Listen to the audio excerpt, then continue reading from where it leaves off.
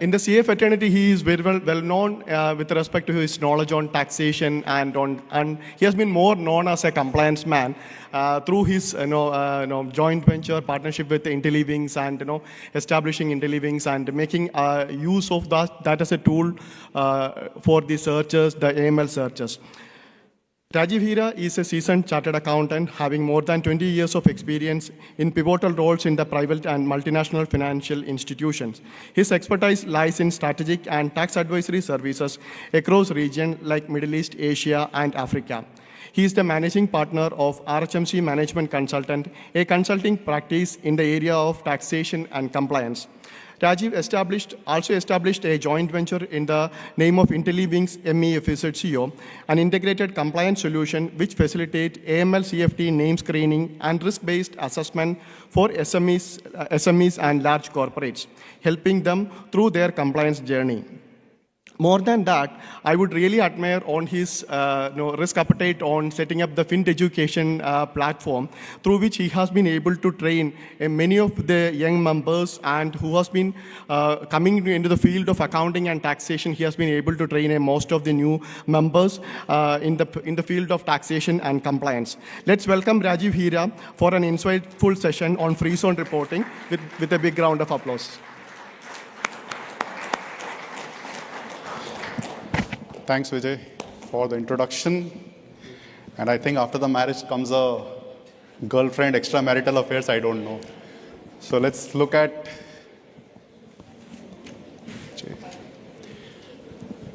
So we'll get into free zone. So how many people are interested in free zone, are having a consulting or entities in the free zone? Superb.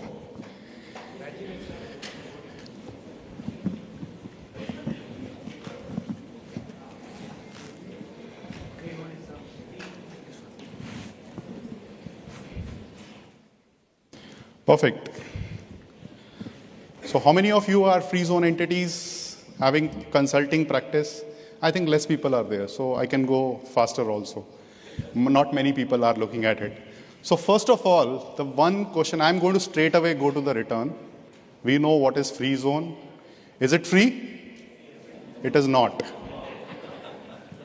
Our assessment is saying more than 95% of the people are failing the test of a free zone in one form or other.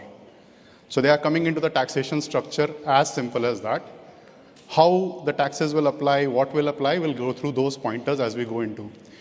The first question under the free zone category asks about, is the taxable person incorporated, established, or otherwise recognized in free zone?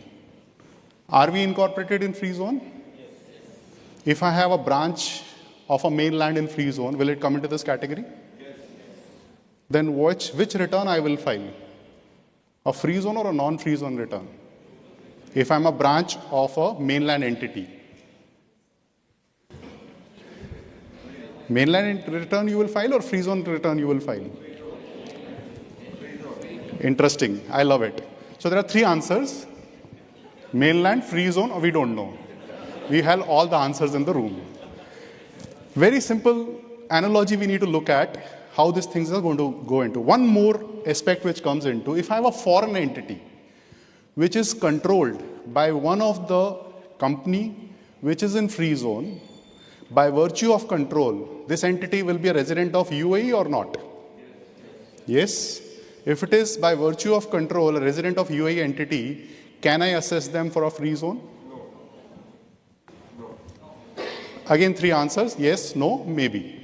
We'll look at where it comes into. The first thing, everyone knows free zone, everyone knows everything from the free zone perspective, which are free zone, but there is a very interesting section or a definition which comes, which says, a designated and defined geographical area. First condition, a designated and defined geographical area, which within the state is UAE, that is specified in the decision issued by the cabinet. Had cabinet issued any of the decisions so far on this category? No. So if we don't have a decision, how we can classify that we are a free zone entity? For this, FTA is giving straight away communication in a lot of forums, and they said, please go back and ask your authority. Ask your free zone authority whether you are free zone in this category or not. One more point which I just want to clarify. The word says a designated and defined geographical area. So a lot of people, when they read the statement in the Free Zone Authority portal, they say it's written designated. Please don't do Control F with designated. It's not a designated zone as per VAT. It is not designated zone as per excise. It is a designated geographical area. So they have a very different meaning when the word designated is used. Which law, which section, which article we are referring to has to be looked into. Second pointer, which is interesting and comes is, which everyone has referred already, branch of a UAE mainland or a foreign entity, if he has an established branch, no problem. It is a free zone. Anything only on account of control, if the entity is being brought up into the free zone, it will not get the benefit of free zone. That's very, very clear, defined in the guide. So make sure if you are having an entity by the virtue of control in UAE, it cannot be classified under the free zone category. So I'm really reducing your work. You have that category, you don't have to listen anything what I'm saying after this, because that's not a free zone entity. Second question, again comes interesting. Are you taking an option to pay tax under the standard model, not taking a free zone benefit? By default, every free zone entity is considered to be taking a benefit of free zone, unless you come under this section. Unless you come under this section. So choices have to be made, but choices have to be made in this category. In this case, the moment you make a choice, you're not making choice for this year, you're making choice of this plus 4 more years. So total 5 years. 5 years commitment. I don't know it's a short marriage or extramarital affairs or girlfriend, but you have to decide it immediately at the same time. What sections, what articles, what reference point it comes into? Article 18 says very clearly, has not elected under Article 19. Article 19 says, the moment you elect, you will be subjected to a rate specified in Clause 1 of Article 3. Article 3 says 0% up to 375%, 375,000 and 9% beyond that. As simple as that. I'm just making you get familiar to which sections, which articles this pointer is taking us to. It's very important. Listening a statement and looking at a word may not help to get into the right statement.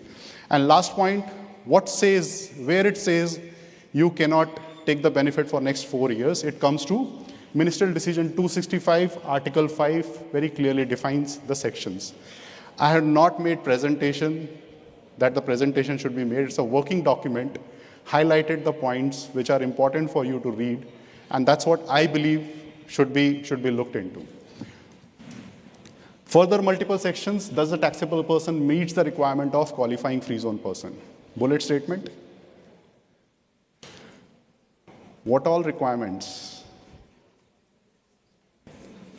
Substance, audited financials, transfer pricing, where all, what all sections we are looking at. Let's go straight away to Article 18. Clause 1 gives us straight away the pointers which are required for qualifying. First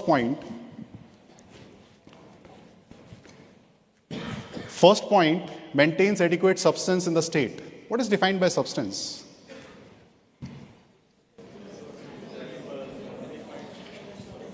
Having adequate qualified employees, expenditure, asset, people, qualified employees, all those things is fine. Having $100 million of turnover with one employee, is it okay? Yes, no, maybe. Yes, $100 million of turnover a month, one employee? Depends. That's a right answer to say. Because this $100 million can be one invoice also, can be a one decision also, and can be a multiple decision also. So when the substance discussion is happening, we are always asking for, can you tell me what kind of a documentation, what kind of a emails, what kind of a communication you are having, and can you do that communication with the number of people you have? Because a lot of time the conversation comes, no, we have a back office in this place or that place, does not work. You have to demonstrate and look at whether the substance is getting met or not. Second point derives qualifying income as defined, so that we will go maybe in the next step. Third, has not elected to corporate tax under Article 19, which looked at the previous section. The moment you elect under Article 19, you subject to the normal standard taxes, 0% and 9% goes into.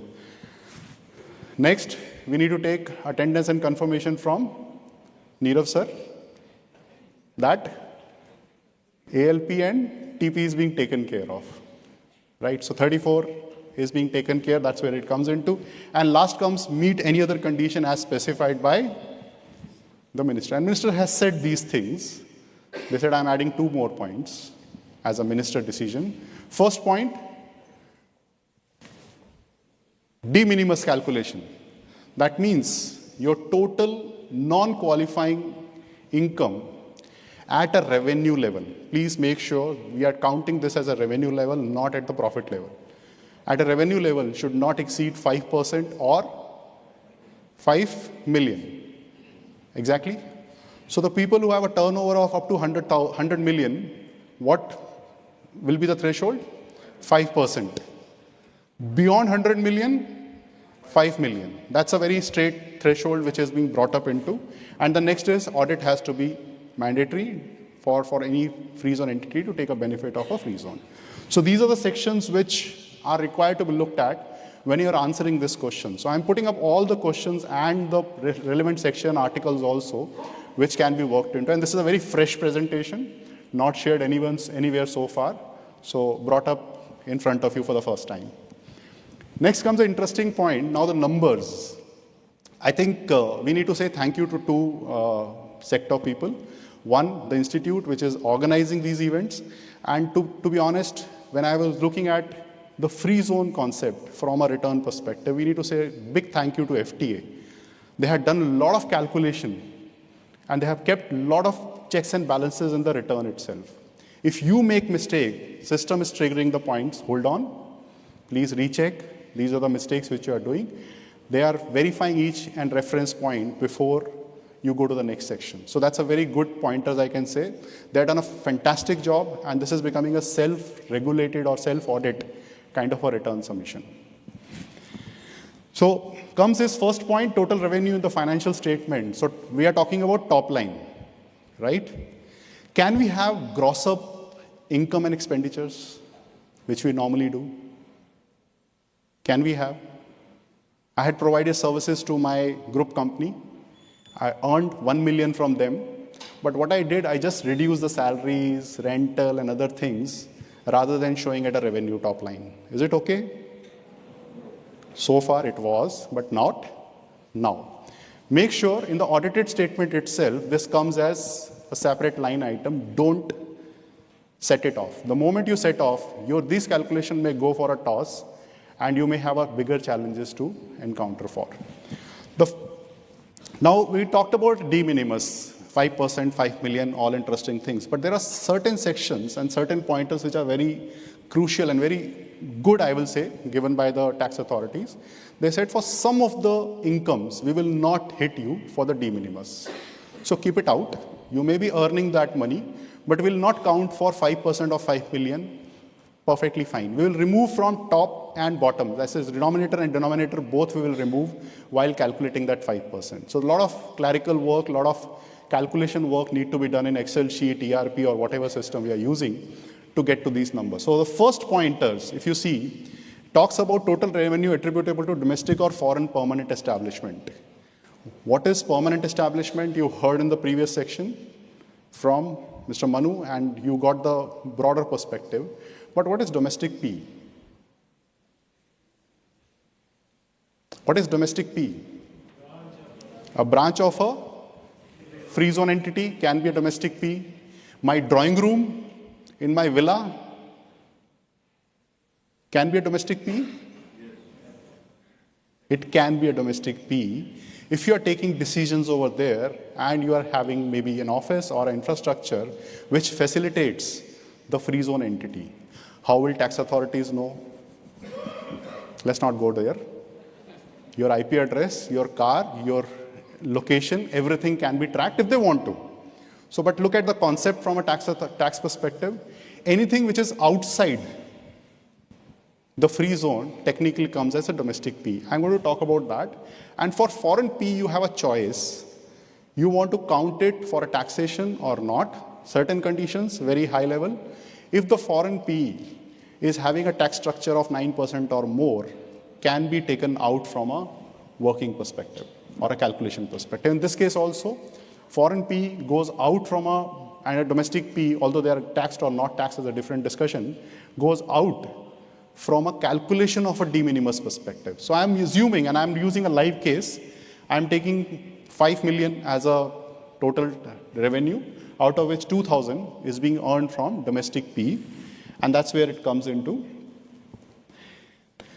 Just a quick pointer on domestic P, the place of business or any form of presence of a qualifying free zone person outside the free zone in the state. So that is where the domestic P definition comes, and it can be anything. It can be maybe a full-time agent which is sitting and which is a dependent agent for you. And the beauty of the ministerial decision or cabinet decision which came in this part is very clear. They did not give a full definition of permanent establishment. They said you already know the permanent establishment, Article 14, go and replace these words. So that means the cabinet has just given a trigger point, and the full article, which is a blown up article, is being adopted. So they said very simple and very interesting statement, for the purpose of determining whether a qualifying person has a domestic P, the provision of Article 14 of the corporate tax will apply, and the expression qualifying free zone person to be replaced instead of expression non-resident person, and the expression geographical area outside free zone in the state, what it means to. What it means to. Mainland. Anything outside free zone in the state is mainland, but mainland is not used anywhere in the language of taxation. So, but for ease of reference, we can use mainland. Shall be used instead of the word state. That's it. So anything, any free zone entity having a branch, warehouse, working location, co-working location outside the free zone comes into the definition of a domestic P. A very important point and very interesting point to look at.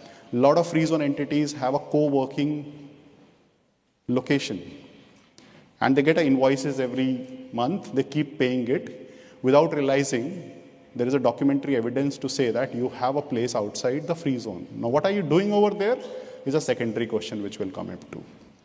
Second point which maybe need to look at, offshore companies in Java, typically we have seen agents are sitting in the mainland. Agent address is mainland. Is it okay? Is it okay? Trigger. So look at those pointers. There are very interesting points which are coming up for these domestic P perspective. Again, foreign permanent establishment I referred to, anything which is outside the state of a UAE entity, maybe a foreign branch, which is taxed at 9%. That is where the definition of foreign PE comes into. This comes under the decree law number, under the law, Article 24, which refers to, and that's how the definition need to be looked into.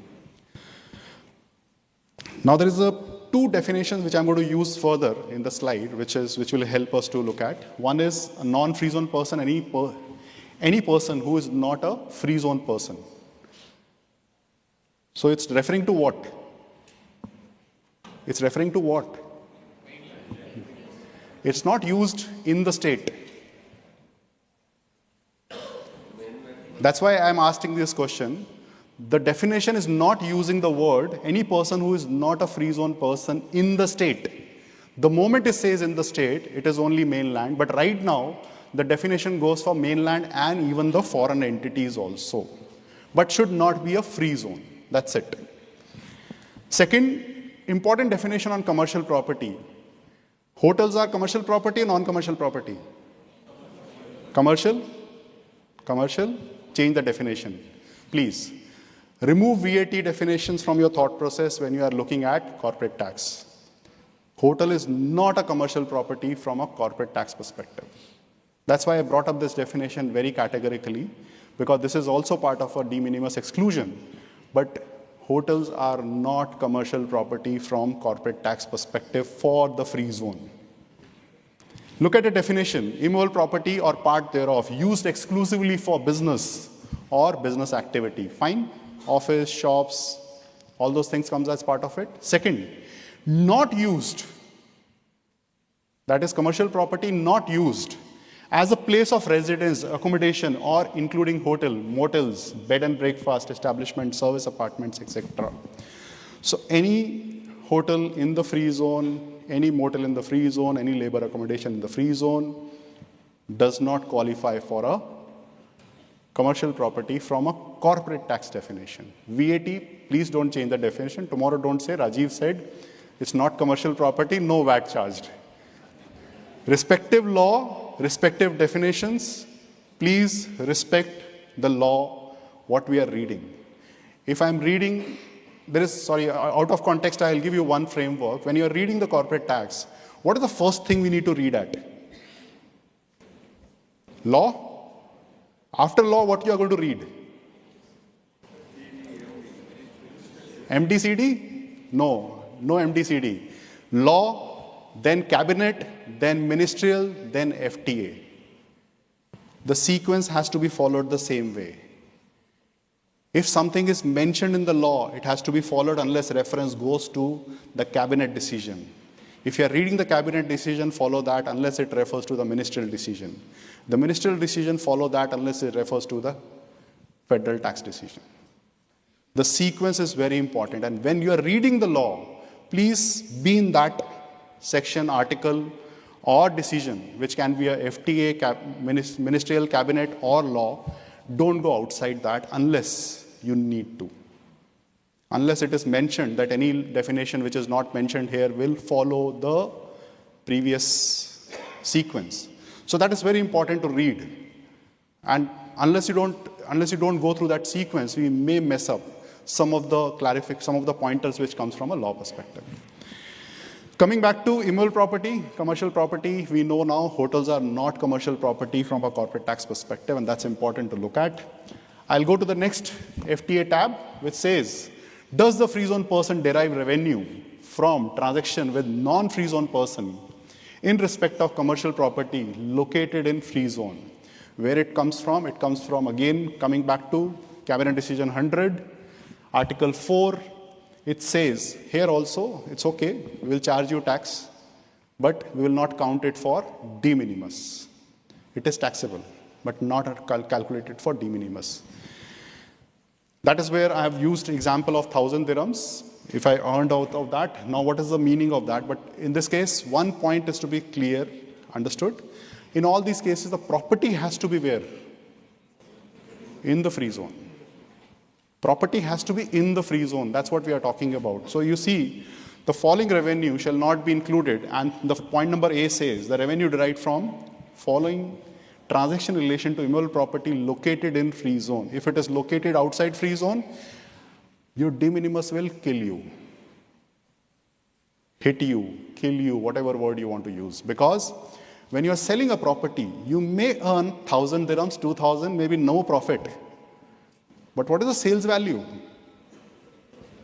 And that is my de minimis calculator. It's a revenue, it's not profit. So that is where the challenge, or you can say the implication comes, which is very blown up implication. Coming to the next, again it goes into the commercial property. It says, does a free zone person derive revenue from an immovable property in free zone that is not commercial property? If it is not commercial property, I'm not looking at whether you're dealing with a free zone or not. It is going to be taxed, but benefit, you will not get a de minimis hit. Again, I'm using example. I got a revenue of 3,000. It's a very small rentals which I'm using as a analogy, because rental is also a top line. If I'm not sold the property, that's my income. Coming to the last section within the de minimis. So see how the FTA has designed the structure. They brought up all the de minimis activities in one section. The moment you put all the section, they will tell you whether you are hitting the de minimis or no, whether you will do a party of a free zone with 0% tax, or you are party to the free zone with 9% tax. That's a simple calculation which is brought up into. In this case, very interesting or very apt point which comes from intellectual property. I'll just give a very small snapshot. Intellectual property has to be registered. It cannot be, I know. You don't know our owners, they are very intellectual. Perfect. But it is not registered intellectual property. It has to be registered. That means some kind of a IP registration should be there to get into this benefit. And the beauty of, additional beauty which is there is, the more money you spend, you will get a more benefit than what you are spending also.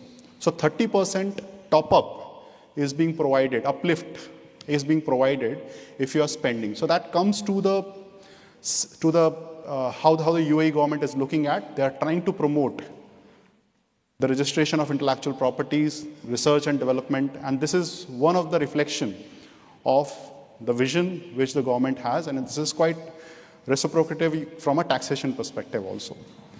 In this also, if you see, again point number, clause C of Article 4 that comes into revenue derived from ownership or exploration of intellectual property, except the revenue derived from qualifying income referred to in clause 1(7) of the decision. So we'll go to what is says that goes into the moment you select the intellectual property schedule, it goes into this schedule and it talks about what is the total revenue from intellectual property or income earned. Overall expenditure you done on that transaction, expenditure on intellectual property which has been done, and the calculation is coming as auto calculation. How it is being brought up, I will go to the section also. As I said, Article 7(1) says based on the decision of ministers. And what ministers have said? They said in 265 and they're given a calculation. A simple calculation which says qualifying income is equal to qualifying expenditure plus uplift expenditure. Uplift expenditure is 30%. But overall expenditure cannot cross this threshold. That also test has to be looked at. Divided by overall expenditure multiplied by overall income which comes into. If you see my example, I have taken those values and I brought up here. The moment you do this calculation, you don't have to use your Excel or anything. FTA automatically has defined that 26,000 is your benefit which you get from this activity perspective. So this is what I was referring to. When you do the right numbers, right articulation, the number brought up in a specific way, and that's where the design of the return is fantastic, I can say you. At this stage. Maybe they're still improving a lot of things, but this section, especially for the free zone, was done very effectively. So this is how you can see the calculation. I had done a qualifying intellectual property income, all the calculations are there, 10,000 plus 3,000 is my expenditure uplift, 30%, divided by 50,000 is the total expenditure, 100,000 is my income. When I do this calculation, 26,000 comes, which comes as part of it. On intellectual property, there are specific definitions being provided. This is for reference. We have already used qualifying expenditure, qualifying overall expenditure, overall income, and uplift expenditure. Uplift expenditure, 30%. The catch is it cannot go beyond the total expenditure because the uplift cannot go beyond that. So that's where it comes into. But the moment you put up all these values, this is where the calculation triggers. And that's where the interesting thing starts happening. Now, further question which goes, revenue derived from excluded activity. What is excluded activity? Your system has those capability to define what is excluded activity. Sub-accounts are there at a revenue level. That's where the action comes into. Revenue derived from activity that is not excluded activity, where the other party of the transaction is a non-free zone person. Do your system has that calculation? Challenges. Again, revenue derived from transactions with free zone, that is not a beneficial recipient. Very, very specific section and very subtle way it is being brought up into. And to be honest, we all are technically missing this. There are two statements which in the FTA guide has been brought up into. There is a very simple analogy we are saying, if I'm doing a business with a free zone person, my income is a qualifying income. Sorry, 2 points. Look at. Are you creating a conduit. Second, is the free zone person a beneficial recipient? Conduit is a very large word because maximum conversation where we sit into, people say, what if I create one entity in a free zone and I transact through that? So you are creating a conduit. Conduit means starting point, end point, we know. Since you are not allowing us to have a business and get a 0% benefit, we create one conduit and we put a person in between who will make sure the transaction is compliant on both sides. FT has already put up that condition in the guide very fantastically, but not in detailed way. So just search the word conduit and beneficiary. Maybe, though your assumption of free zone to free zone transaction may change. Coming back to revenue from excluded activity, revenue derived from the activities we have talked about. Now, again, the bigger point comes is what is qualifying income. On a very high level, we'll go. If I'm doing business with a free zone person, that means my entity has to be a qualifying free zone entity. If I'm doing a business with a free zone person, I need to look at it is not doing anything which is excluded. There is a negative list and there is a positive list. I'm going to look at only the excluded list. But if I'm doing a business with a non-free zone person, then you need to look at two lists. It should be in the positive list, that activity, and should not be in the negative list, excluded activity. I'm not going to cover this section because this section itself takes 2 to 3 hours of the conversation, and we will bring up this as a part of a different conversation or a communication in the discussion. But you got a high level what we are talking about. Now the finer points which comes is revenue from excluded activity. I have taken 100,000 in this case, and this is what I refer to. This is the definition broadly of negative list. At a negative list perspective, when I'm dealing with a free zone person, I need to make sure I only deal with deep pocket individuals. I can't deal with anyone else. Who are deep pocket individuals? Who maintain wealth account, who maintain fund account, who can have aircraft, and who can have ship. Easy to remember.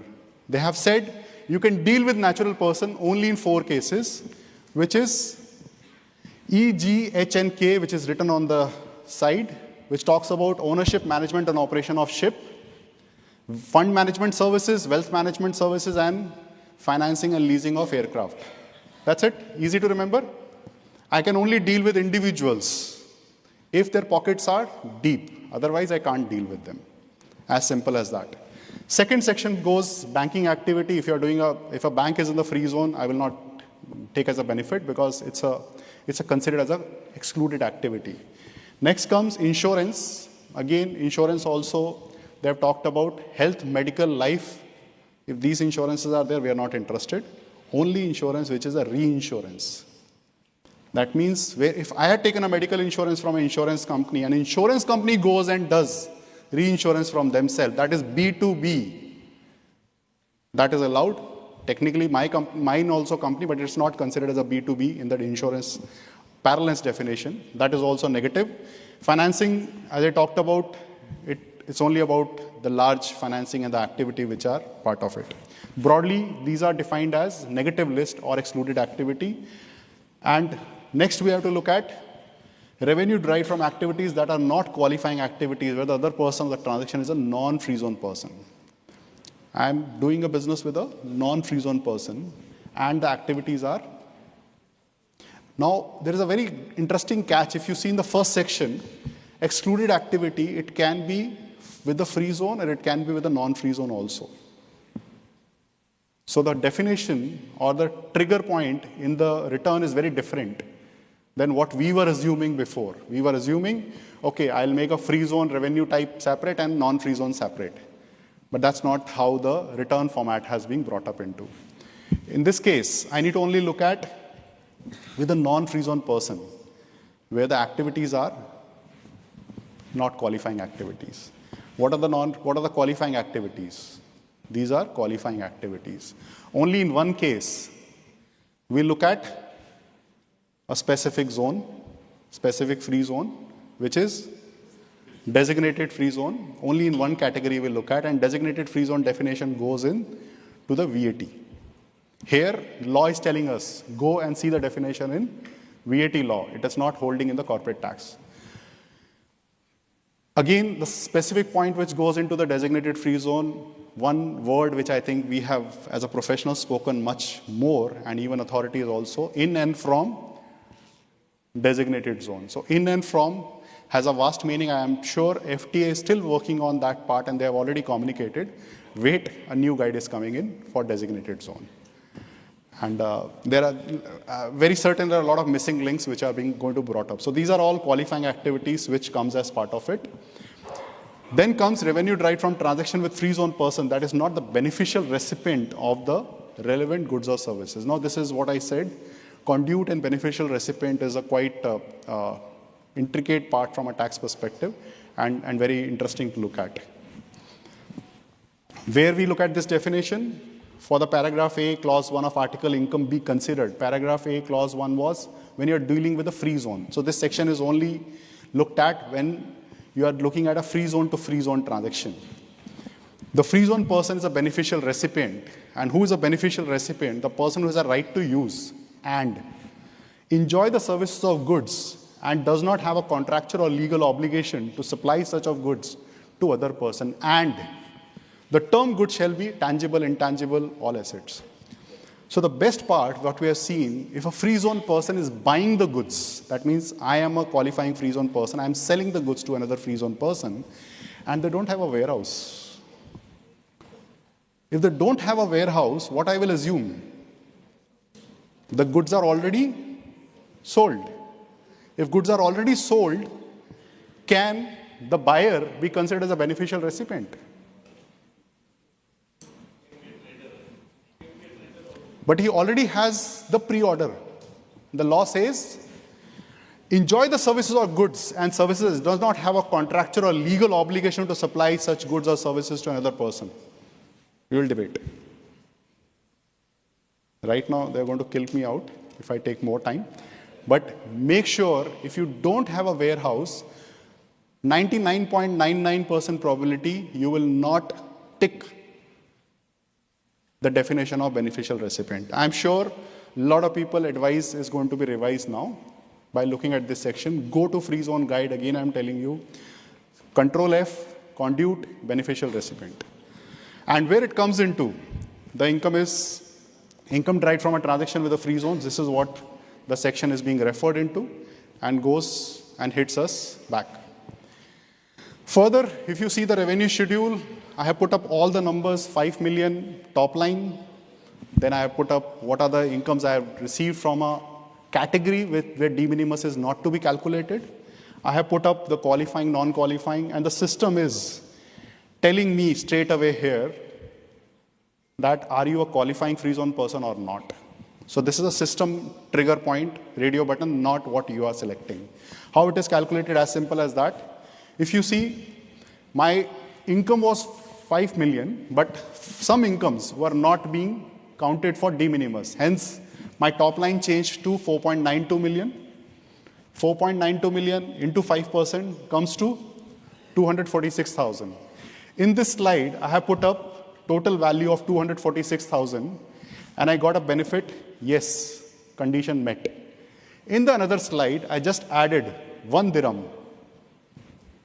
1 dirham, and the condition says no. So 1 dirham makes a difference. Does it make a difference? 9% on the total income. So now we always listen to the story.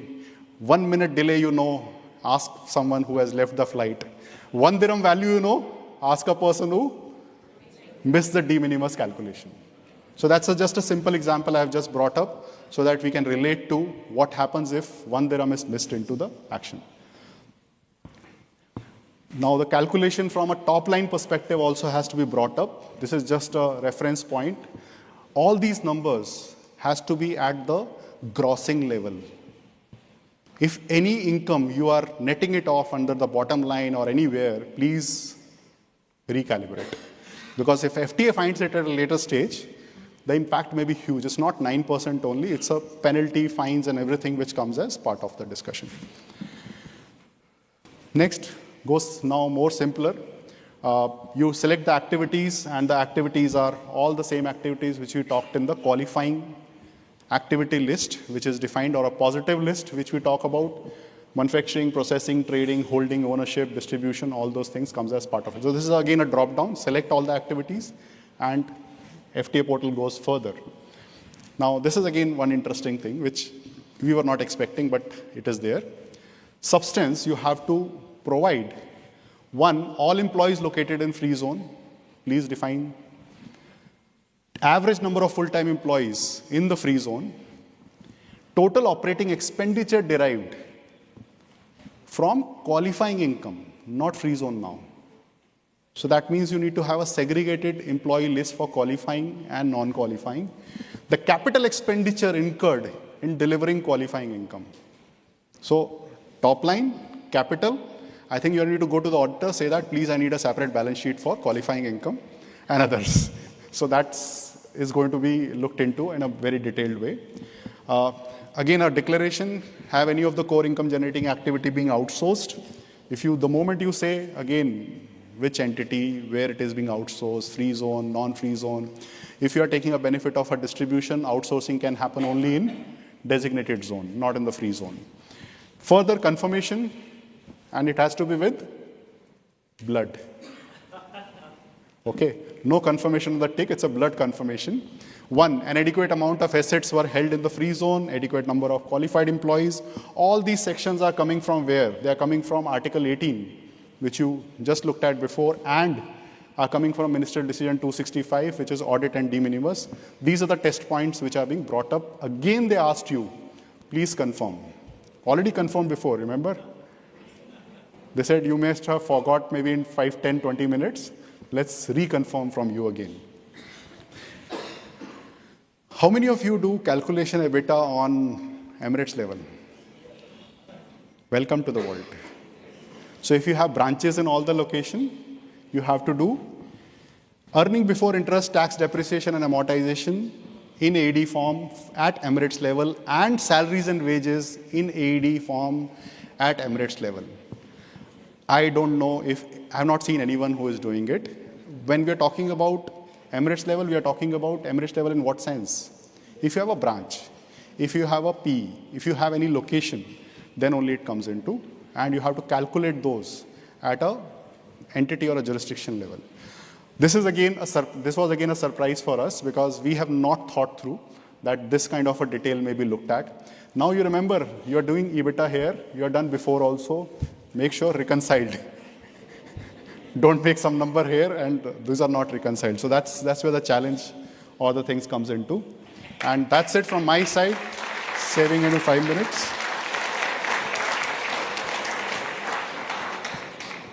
Thank you so much, Rajiv bhai. Your expertise has certainly added the immense clarity, I would say, on an area that is still evolving for many businesses. Yes, my team is already here, Chairman, Vice Chairman, Vijay Mohan, and along with that, I would like to call our eminent member as well, CA Maheshji Prabhu on the stage, and Sangeeta Nahar as well, to do the honor to present a memento on behalf of the members and Dubai chapter. Can I have a thunderous round of applause for our eminent speakers?